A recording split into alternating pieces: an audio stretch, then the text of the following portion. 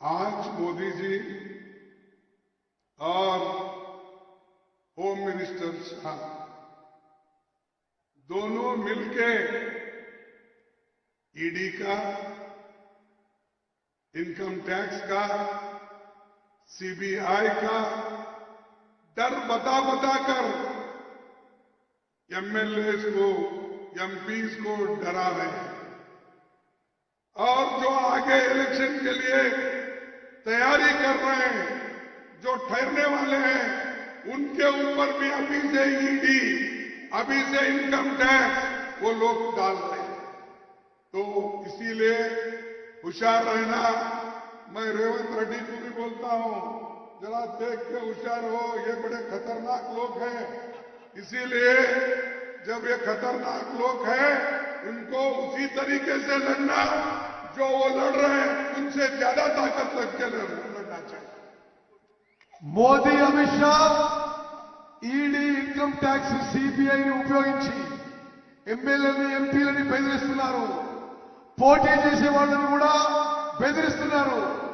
నేను రేవంత్ రెడ్డి గారిని కూడా ముందస్తుగా చెప్తున్నా, మీరు కూడా జాగ్రత్తగా ఉండండి. नरेंद्र मोदी उनको अकेले को नहीं बोला, रेवंत रेड्डी और उनके जो कांग्रेस के नेता लोग हैं, ये सभी होशियार रहना चाहिए।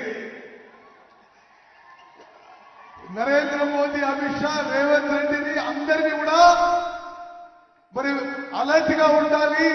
ఈడీ, సిబిఐ, ఐటీ ద్వారా మిమ్మల్ని ఇబ్బంది పెట్టే పరిస్థితి ఉందని చెప్పి నేను మనవి చేస్తున్నాను.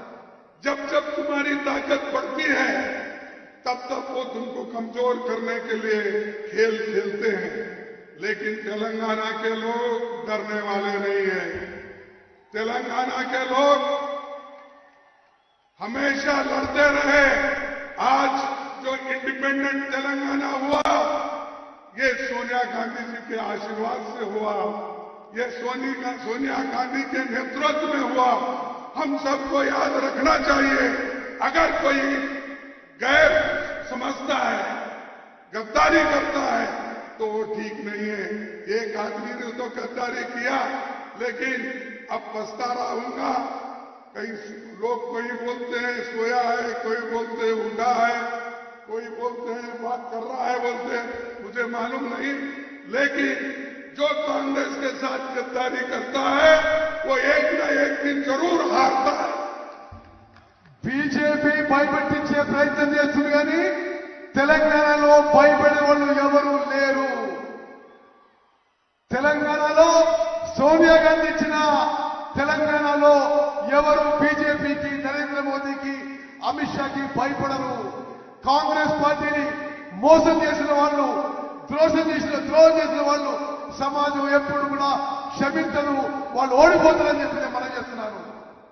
केसीआर सुनकर देखो, सुनकर देखो, सुनकर देखो जी। ममता, राहुल, मोदी बोले, लिखे जितेंद्र जी।